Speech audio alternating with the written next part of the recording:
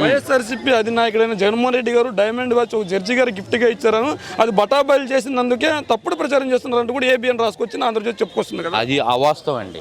ఏమండి ఈయనకి ఇప్పుడు గెలవలేక అనేక మన బురద తలటం ఎందుకండి? ఇప్పుడు నీ సత్తా ఉంటే నువ్వు నిలబడి 175 సీట్లు నిలబడి నువ్వు గెలిచి అప్పుడు మాట్లాడు, అంతేగాని నువ్వు ఏడవలేక వాళ్ళని చూసి ఓరవలేతాను. ఇది ఓరవలేతాను. ఏమండి జడ్జి గారికి 2 కోట్లు ఇప్పుడు వీళ్ళకి ఎలా తెలిసింది చెప్పండి?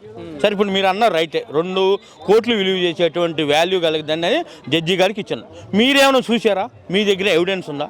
ఏదో నోటు మాట చెప్తే ఎవరైనా చెబుతారండి. ఇప్పుడు నోటు మాట అనేది ఎవరైనా చెప్తారు, కానీ ఇది అవాస్తవమో.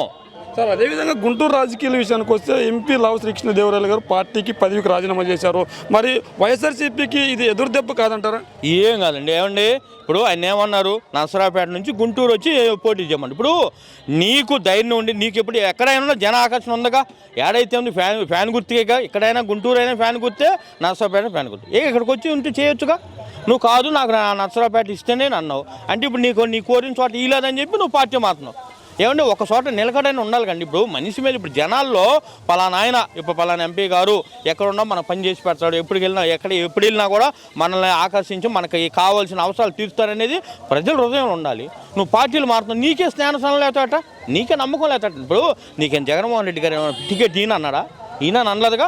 నువ్వు నరసరావుపేట నుంచి గుంటూరు ట్రై చేయము, గుంటూరులో పోటీ చేయమన్నాడు, దాని తప్పే ఉంది. మరి కాదు జోషి గారు ఖచ్చితంగా జగన్మోహన్ రెడ్డి గారికి రాష్ట్రాన్ని అభివృద్ధి చేయలేదని చెప్పి సొంత చెల్లెైన షర్మిల కూడా చెప్తున్నారు. నాకు అన్యాయం జరిగితే జరిగింది, రాష్ట్రానికి అన్యాయం జరుగుతుంటే చూస్తూ ఊరుకోలేకపోతున్నానంటూ షర్మిల గారు చెప్తున్నారు కదా అండి.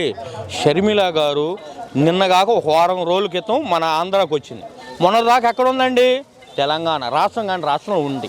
ఇప్పుడు వచ్చి ఆంధ్రలో అభివృద్ధి కావాలంటే రామానండి. ఇప్పుడు ఈ విలేజెస్ ఇప్పుడు సచివాలయాలు తీసుకొచ్చారు జగన్మోహన్ రెడ్డి గారు. ప్రతి గ్రామానికి సచివాలయాలు తీసుకొచ్చి విద్యార్థులకి సర్టిఫికెట్లు కానీ, వికలాంగులకు కానీ, రైతులకి పట్టా పుస్తకాలు కానీ, పెన్షన్స్ కానీ ఎన్ని సంక్షేమ పడాలి కదా. మరి 30 లక్షల ఇళ్ల పట్టాలనేది ఇచ్చినది కాదు, అభివృద్ధి కాదా? ఏమండి చెప్పండి. ఇప్పుడు మీరేదో అన్నారు, ఇప్పుడు ఆరోగ్యశ్రీ ఉంది, ఒకప్పుడు 5 లక్షలు 10 లక్షలు, ఇప్పుడు ఎంత 25 లక్షలు. అదే ఆరోగ్యశ్రీ గురించి చెప్తే ప్రైవేట్ ఆసుపత్రులకి బిల్లులు కేటాయించలేక ఆరోగ్యశ్రీకి కుచ్చటం పెట్టడంతో ప్రైవేట్ ఆసుపత్రులు ఆరోగ్యశ్రీ చూడట్లేదని నిన్నటి రోజు ఆంధ్రజ్యోతిలో ఒక వార్త రాసుకొచ్చారు. అది ప్రేన్ నొక్కండి, ఇది కావాలని గిట్టన వాళ్ళు. ఇప్పుడు ఈరోజు ఆ యొక్క ఆరోగ్యశ్రీ ట్రస్ట్ చైర్మన్ గారు ఈరోజు వాస్తవం చెప్పారు, ఇది గిట్టన వాళ్ళు అవాస్తవం చెబుతున్నారు, ఇది ఎక్కడ కూడా ఆగిపోలేదు అని ఆయన ముఖాకంఠంగా చెప్పడం కూడా జరిగింది. ఎట్టకేలకు ఒకవైపు టీడీపీ జనసేన పొత్తు పెట్టుకుంది, మరోవైపు షర్మిల కాంగ్రెస్ పగ్గాలు చేతుల్లో పట్టుకుంది, వైఎస్ఆర్సీపీ నాయకులు కొంతమంది రాజీనామాలు చేస్తారు. ఇవన్నింటినీ భరించి వైఎస్ఆర్ కాంగ్రెస్ పార్టీ 2024 ఎన్నికల్లో జయకేతనం ఎగరవేస్తుందంటారా? జయకేతనం ఇప్పుడు నేను చెబుతున్నాను, ఎందుకంటే ఎంతమంది వచ్చినా ఇప్పుడు జనాల హృదయంలో ఎవరున్నారంటే జగన్మోహన్ రెడ్డి గారు. జగన్మోహన్ రెడ్డి గారు చేస్తున్నటువంటి సంక్షేమ ఫలాలు కానీ, అభివృద్ధి కార్యక్రమాలు ఈరోజు చూడండి, విద్యార్థులకు ఉన్నాయి. నాడు నేడు కింద మరి స్కూల్ ఎన్నో డెవలప్ చేశారు. ఒకప్పుడు స్కూల్కి టాయిలెట్ లేక, చుట్టూ ప్రహరీ లేక, విద్యార్థులను బడికి పంపించాలంటే సేఫ్టీ లేక, అటు భద్రత లేక అందరూ కూడా 10వ తరగతి అయిపోతే డ్రాప్ అవుట్ అవ్వమని ఇంటి దగ్గర పెట్టారు. ఇప్పుడు ఏంటి, ధైర్యంతో ఇంటర్మీడియట్, డిగ్రీ, పీజీలు అన్నీ కూడా చదివిస్తున్నారు. ఎందుకు? నమ్మకం అనేది. ఇప్పుడు జగన్మోహన్ రెడ్డి గారు చూడండి, ప్రతి స్కూల్కి ఎన్నో నాడు నేడు కింద మరి ఇన్ని వేల కోట్లు, సుమారుగా ఇప్పుడు 54 వేల కోట్లు వెచ్చించి మరి స్కూళ్ళు సుందరవరం చేశాడు.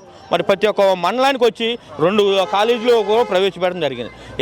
ఏంటంటే గిట్టిన వాళ్ళు గిట్టినట్టు మాట్లాడుతూ ఉంటారు, కానీ 2024లో వైఎస్ఆర్పీ మళ్ళీ ఫ్యాన్ గాలే మళ్ళీ తిరుగుతుంది.